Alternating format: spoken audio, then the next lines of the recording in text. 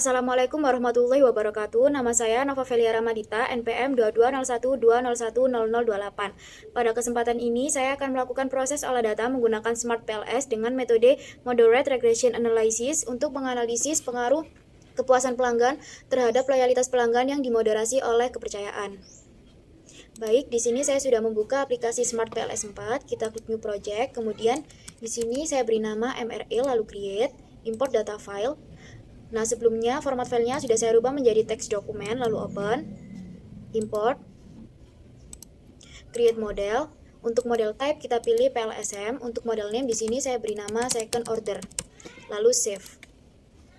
Kemudian di sini langsung saja saya akan menggambarkan variabel X-nya terlebih dahulu. Variabel X adalah kepuasan pelanggan.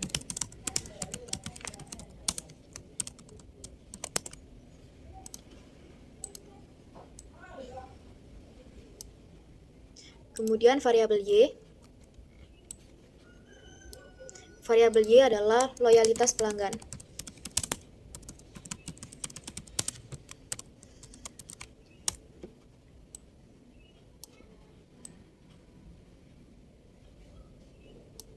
Nah, variabel Z di sini adalah variabel second order sehingga kita gambarkan masing-masing dimensinya terlebih dahulu.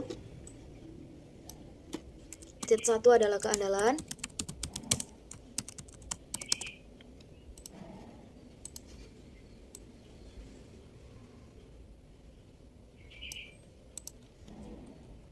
Lalu Z2 adalah integritas.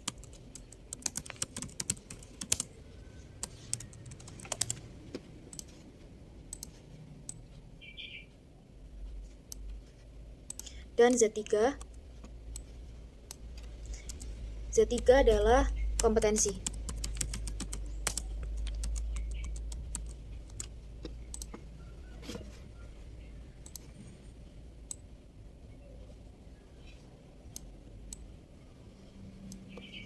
Kemudian kita blok seluruh indikator yang ada di variabel Z dan kita draft ke sini.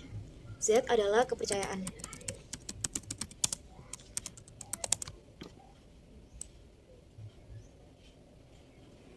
Nah, di model ini, indikator-indikator seperti Z1.1 sampai Z3.3 bersifat reflektif karena mencerminkan konstruk dari masing-masing dimensi.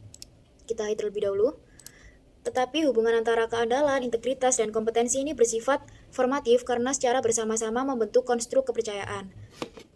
Lalu kita tarik arah garisnya ke dalam karena bersifat formatif. Kemudian kita tarik garis dari variabel kepuasan pelanggan ke loyalitas pelanggan untuk menguji pengaruhnya. Dan untuk membuat moderating effect, kita tarik garis dari variabel kepercayaan ke arah garis hubungan antara kepuasan pelanggan dan loyalitas pelanggan. Jika sudah seperti ini, kita klik Calculate, PLSM Algorithm, dan Start Calculation. Untuk inner model yang pertama, kita akan melihat hasil uji convergent validity pada menu outer loading. Nah, di sini kita lihat dulu pada variabel kepuasan pelanggan yang semua nilainya berwarna hijau, yang artinya nilai loading faktornya lebih besar dari 0,7, sehingga seluruh indikator pada variabel kepuasan pelanggan dapat dikatakan valid. Lanjut kita lihat pada variabel loyalitas pelanggan. Di sini indikator Y1 berwarna merah karena nilai loading faktornya 0,697 lebih kecil dari 0,7.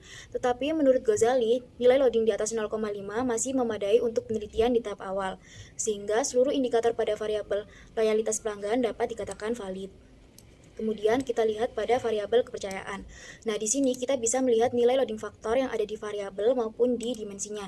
Untuk yang berwarna hijau artinya nilai loading faktornya sudah lebih besar dari 0,7 dan dapat dikatakan valid. Tetapi di sini kita lihat pada indikator Z2.1 dari variabel kepercayaan nilainya 0,580 dan berwarna merah. Tetapi jika kita lihat nilai loading faktor yang ada di dimensinya itu nilai loading faktornya lebih besar dari 0,7 dan berwarna hijau. Begitupun dengan indikator-indikator lain yang berwarna merah pada variabel ini. Jika kita lihat nilai yang ada di variabelnya itu berwarna merah, tetapi jika kita lihat nilai loading faktor yang ada di dimensinya itu berwarna hijau. Sehingga jika ada yang berwarna merah dan ada yang berwarna hijau seperti ini tetap dapat dikatakan valid. Jadi, seluruh indikator yang ada pada variabel kepercayaan dapat dikatakan valid. Lanjut kita lihat pada hasil uji diskriminan validity. Nah, di sini kita akan membandingkan nilai cross-loadingnya. korelasi antara indikator dengan variabelnya sendiri itu harus lebih besar daripada korelasi indikator dengan variabel lain. Di sini kita lihat pada variabel kepuasan pelanggan. Nah, misalnya X1 ke kepuasan pelanggan 0,902, X1 ke kepercayaan 0,689, X1 ke loyalitas pelanggan 0,639. Sehingga nilai cross-loading 0,902 ini sudah lebih besar daripada variabel lainnya dan dapat dikatakan valid. Begitupun pada indikator X2 dan X3. Tetapi di sini kita lihat pada indikator X4 ke kepuasan pelanggan yaitu 0,741, X4 ke kepercayaan 0,583, X4 ke loyalitas pelanggan ini lebih besar yaitu 0,746, sehingga indikator X4 ini tidak valid. Lanjut kita lihat pada variabel loyalitas pelanggan. Nah, di sini Y1 ke loyalitas pelanggan adalah 0,697, Y1 ke kepercayaan 0,531, Y1 ke kepuasan pelanggan 0,538. Sehingga nilai cross-loading 0,697 ini sudah lebih besar daripada nilai lainnya dan dapat dikatakan valid, begitupun dengan indikator Y2 dan Y3 pada variabel loyalitas pelanggan ini. Selanjutnya kita akan melihat pada variabel kepercayaan. Nah, di sini kita bisa melihat nilai cross-loading yang ada di variabel maupun yang ada di indikatornya. Tapi di sini kita lihat yang ada pada variabelnya saja. Nah, indikator Z1.1 ke kepercayaan itu 0,792. Z1.1 ke kepuasan pelanggan adalah 0,598, Z1.1 ke loyalitas pelanggan 0,606, sehingga nilai cross-loading 0,792 ini sudah lebih besar dan dapat dikatakan valid. Meskipun kita lihat di dimensinya itu juga sama, nilainya lebih besar daripada nilai pada variabel lainnya. Begitupun dengan seluruh indikator yang ada pada variabel kepercayaan ini sehingga dapat dikatakan valid.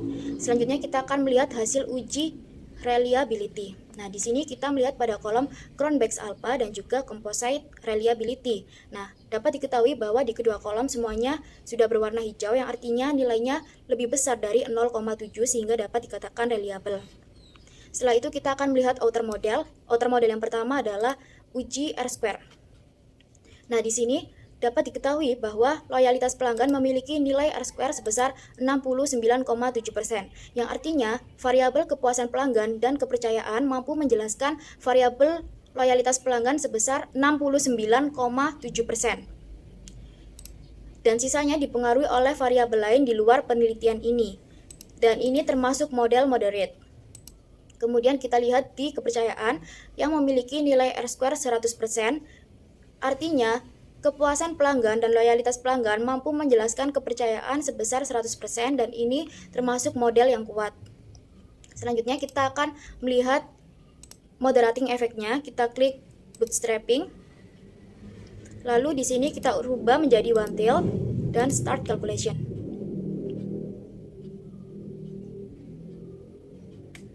Kita tunggu dulu.